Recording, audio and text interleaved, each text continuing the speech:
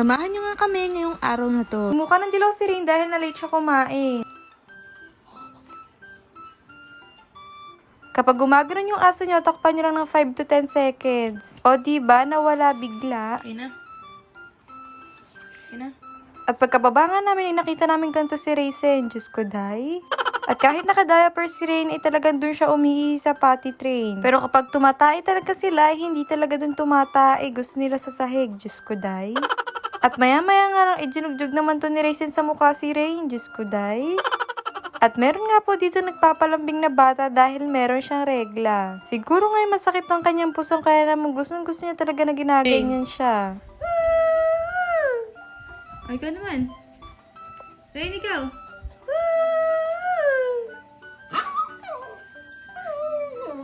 Ang galing. Si Rain naman.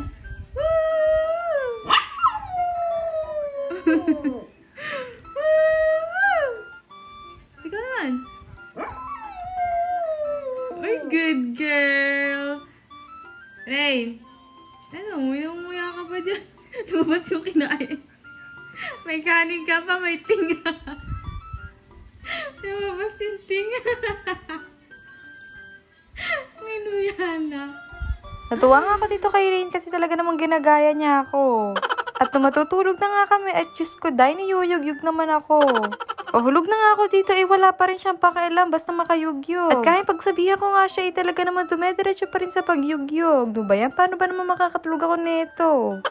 At last day na nga ni Rain na magkakaregla siya, ngayon ko lang naisipan na dapat para sa gaming chair siya natutulog. Kasi kapag nandito siya sa kama, si Raisin ay nandun sa labas kasi nga ang gulo nilang dalawa. Pero itong si Raisin ay ngut-ngut ng ngut-ngut kapag nasa labas siya. Dahil gusto niya nga mayugyug to si Rain kasi naaamoy yung regla. Kaya ilang araw talaga akong stress dito sa dalawang to at hindi ako makatulog. Kung kailan patapos na saka ako naisipan tong gaming chair na to. Tingnan niyo naman, pagsapok-sapok pa dito si Raisin tapos biglang yuyugyug do sa unan o sa kumot. Dahil hindi niya nga maabot si Rain. Hinayaan ko na nga lang siya mapagod dyan yung mugyog kasi naka-diaper din naman. Kasi grabe talaga yung pagkabaliw niya dito kay Rain kapag may regla. Ganyan din ba yung mga male dog nyo kapag may female dog kayong may regla? At nagpupumilit nga siya dito umakyat para maano niya si Rain. Natatawa ako dito sa part na to kasi talagang lumalapit siya kay Rain tapos bigla siyang yuyuyug sa kumot at sa unan. Dahil hindi niya nga maano si Rain talaga naman din na lang siya yumuyug-yug. Binuhay ko nga muna yung ilaw para makita niyo kung ano talagang ginagawa ni Raisin at paano siya mabaliw. Hindi talaga siya mapakali kapag may regla to si Rain. Hinihimas-himas ko na nga lang dyan si Rain para makatulog na siya. Habang ito si Raisin ay hindi mapakali. Pagkaamoy niya nga dito kay Rain ay talaga naman siyang umakyat pa dito sa akin at bigla namang yumugyog. Diyos ko, day.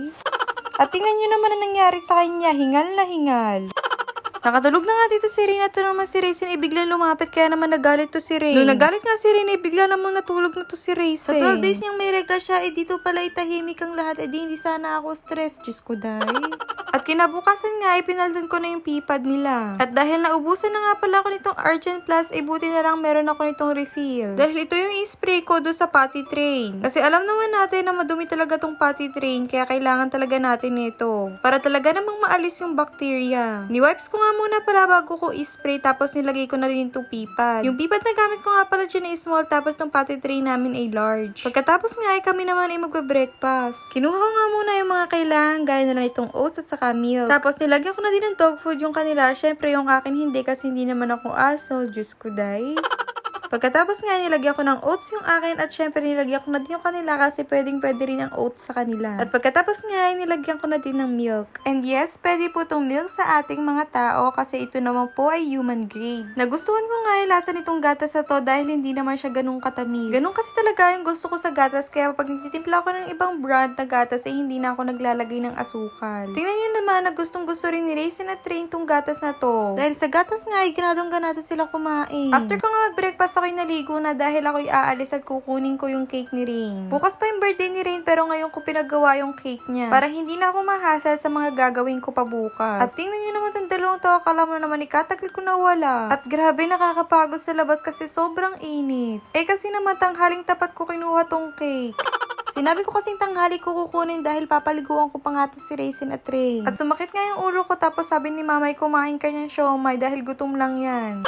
Sa totoo lang, kaya ang sakit sa ulo kasi hindi ko malaman kung ano ba talaga ang panahon. Iinit tapos biglang aambon. Diyos ko, day. Habang kumakain nga ako itong siomay, ako'y nanonood naman to especially for you. Dahil sumakit nga yung ulo ko ay hindi ko na napaliguan to si Raisin at si Rain. Bukas ko na lang sila papaliguan at panoodin nyo sa next video ko yung kaganapan sa birthday ni Rain.